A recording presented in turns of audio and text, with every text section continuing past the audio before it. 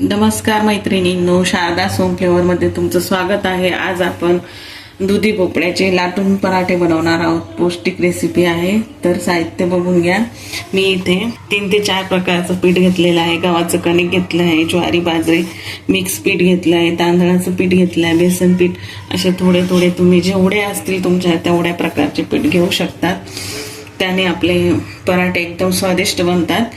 तर आज आपण लाटून बनवणार आहोत। मीठ, तूप, तीळ, धने पावडर, हळद, जिरं, ओवा, लाल तिखट, कोथिंबीर घेतलेली स्वच्छ धुवून, हिरव्या मिरच्या तुम्ही तुमच्या चवीनुसार घेऊ शकता, अद्रक, लसूण आणि दुधी भोपळा एक घेतलेला आहे मी। हा कोवळा दुधी भोपळा आहे। जर कडक असेल तर तुम्ही त्याची साल काढू शकता। हा कोवळा आहे म्हणून मी याची साल नाही काढणार। हे बघा, हाताला सॉफ्ट लागतोय म्हणजे हा कोवळा आहे। चला आपण सुरुवात करूया। सर्वात अगोदर आपण थोडं वाटण बनवून घेणार आहोत। 8 ते 9 हिरव्या मिरच्या घेतलेल्या आहे मी। हे थोडे तिखटच छान लागतात। लसूण पण थोडा जास्त घालायचा, अद्रक अर्धा इंच घालायचं। ही थोडीशी कोथिंबीर मी मिक्सरला वाटायची आणि थोडी चिरून घालायची आहे। जिरे घालूया, थोडंसं मीठ घालायचं। आता आपण हे वाटण करून घेणार। हे बघा, मी असं सुक्कच वाटून घेतलेलं आहे। आता आपण हे टाकून घेऊया आता पिठामध्ये। आता चिरलेली कोथिंबीर टाकून घेऊया। तीळ घालूया।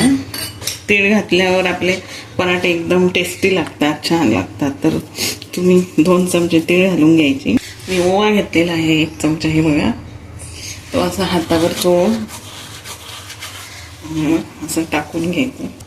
धने पावडर 1 चमचा, हळद, लाल तिखट स्पायसी नाहीये, तिखट नाहीये, तर याने पराठेला कलर छान येईल म्हणून अर्धा चमचा लाल तिखट।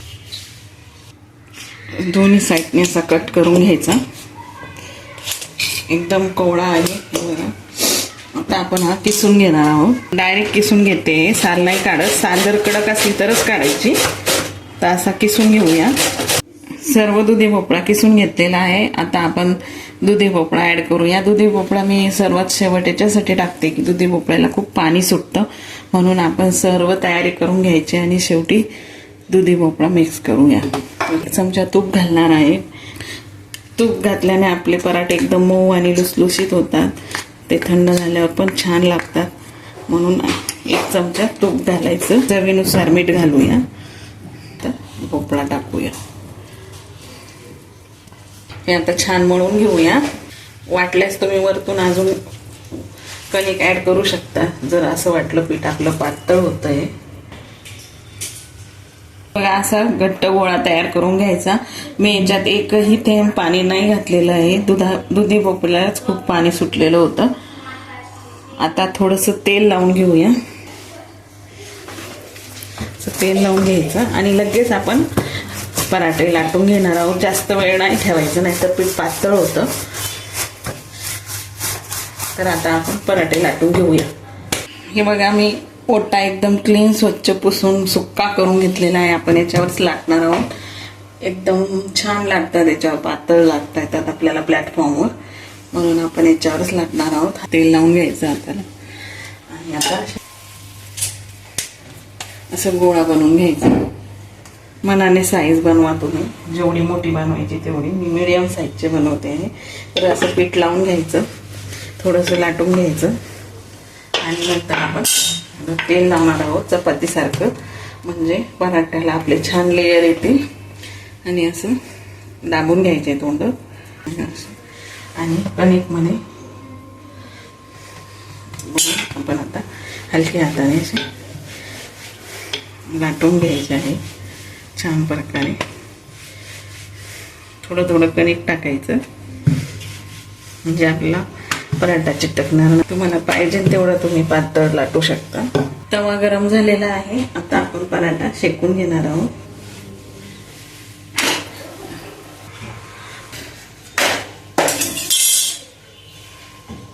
आता आपण थोडं थोडं असं तेल सोडायचं साईडने। पराठा आपण चांगला शेकून घेणार आहोत।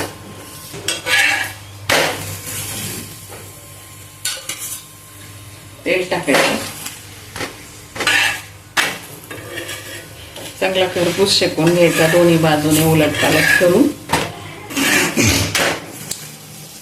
हा पराठा शेकलेला आहे, दोन्ही बाजूने छान खरपूस शेकून घेतलेला आहे. काढून घेऊया. हे बघा आपले हेल्दी पौष्टिक दुधी भोपळ्याचे पराठे तयार झालेले आहे. लाटून मस्त मऊ लुसलुशीत झालेले आहे. हे तुम्ही तेल शेंगदाण्याची चटणी, ठेचा, सॉस, दही याच्यासोबत खाऊ शकतात. मस्त लागतात, टेस्टी लागतात. तुम्ही नक्की ट्राय करा आणि मला कमेंटमध्ये कळवा तुम्हाला कसे वाटले. हेल्दी खा, स्वस्त राहा, मस्त राहा. थँक्यू.